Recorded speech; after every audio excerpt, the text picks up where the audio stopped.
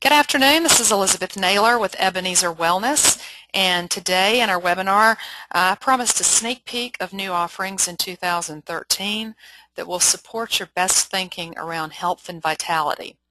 I'm not going to spend much time talking about me, but what you can expect today is a framework for health, to learn not all the answers in this 1-hour call, but to develop a framework on how to move from being on the defensive to the offensive with your health.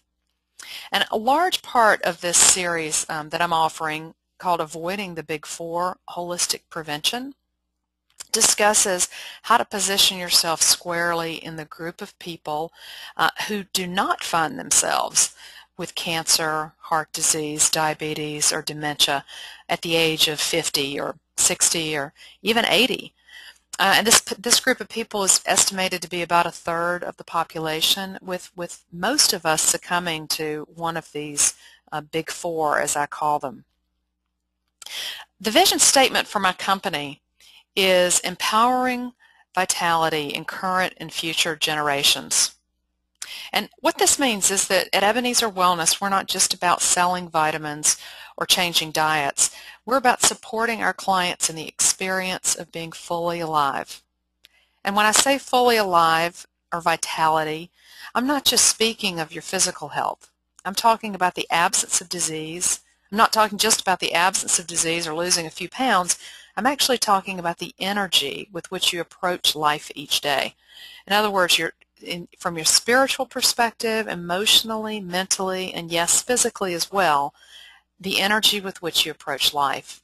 Because what's now clearly demonstrated in health research is that all of these areas impact each other. And so it's not just our clients we want to impact, but we also want to impact future generations, their children, their grandchildren, for generations to come. Because what we know is that each of us has a circle of influence of people who are impacted by our actions and by our leadership. At the same time, we're recognizing that being fully alive and being vital is really elusive for many people, and that's the issue, that it's not simply a technical problem, but it's an adaptive problem, one that requires best thinking moment by moment, hour by hour, day by day for your entire life. And you see, I really understand this because I'm just like you. I've experienced these things in my life. I didn't start here. I'm actually a convert to natural health and holistic health. And so up until about the age 35, I was going completely in a different direction. About that time, I was feeling that I needed an extreme life change, and I was a bit overwhelmed by how to make that happen. Yet in the midst of that, in the midst of the worst of that, I held on to a belief that abundant life, and I don't mean material abundance, but a feeling of being fully alive, was available. And so I collected this piece of coral on a trip in 2004 with my husband. That was a really rough point in my life. Physically, I had migraines and hormonal imbalances and weight gain. I was 35 years old and had 3 small children. You know, emotionally, I was at the depth of depression, living with a lot of fear. Mentally, I was foggy. Spiritually, I was hopeless. Really wondering, is this all there was? And at the age of 35, had I already experienced that? And so during a walk on the beach, I found this piece of coral, and I noticed this tiny sea animal that was hidden inside, and really all at once, and this is what intrinsic thinking is about, this idea of a flood of images. So all at once I had more in my mind of images than I possibly had words for. But all at once I had these images of this little animal in the giant ocean, and the coral being a place of safety during rough seas. And then the verse, "He will hide you in the cleft of the rock," came to me. And, you know, me actually experiencing this same protective hiding during the storms of my life also just came flashing back. And so this is a stone of remembrance for me, and it's something that I've kept close ever since. And I tell you this story to give you some insight to the process of healing as you consider people holistically and as you consider yourself holistically. That we're not just a body to be fixed, but we're spirit, soul, and your soul includes your mind, emotions, and will. And yes, we're also body.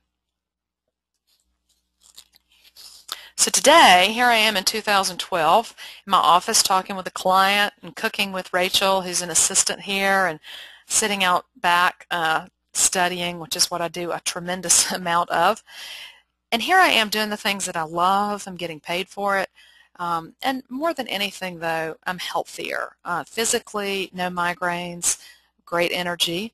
I rarely get sick. I'm almost at a perfect weight. I think most women would say that, almost.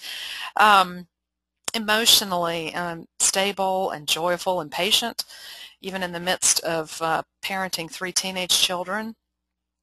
And mentally, I'm as sharp as I was in my 20s, and I actually would say that I have an increased clarity and purpose, which really I think adds to what you might call wisdom as you get older, right? That you have clarity of purpose. But in the midst of all that, people would look at me and say, well, of course you're fine.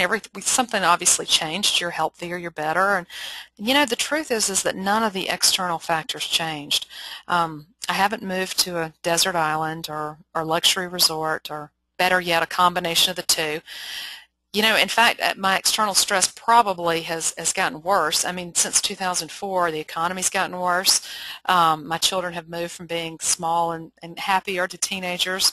And, life just moves on, and it's stressful, and there's a lot going on. But in the midst of all that, there's a difference. There's a difference about me. And, I really attribute that to holistic nutrition.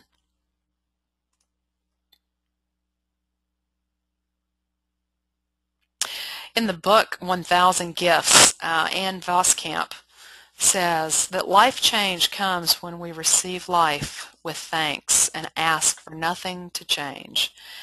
And I love this quote because what I've come to learn is that vitality is less about change and it's more about understanding yourself, understanding your patterns of thinking that drive your mind, your emotions, and your will, understanding your physical body and the meaning of symptoms. And, these things fit into a holistic mindset of health.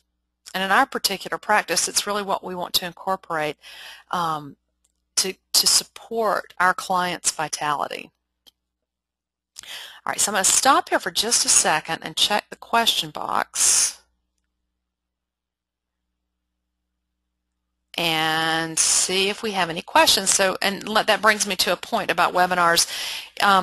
When we have a lot of people on the call, sometimes I can't unmute you. And so if you have a question, you have a question box that you can use. You also can raise your hand, and I'll acknowledge that when I stop for questions in the middle and the end.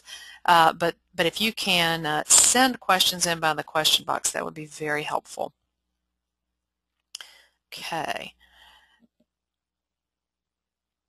So really, when we talk about health today, I like to talk about, I'm trying to, hold on. Okay, there we go.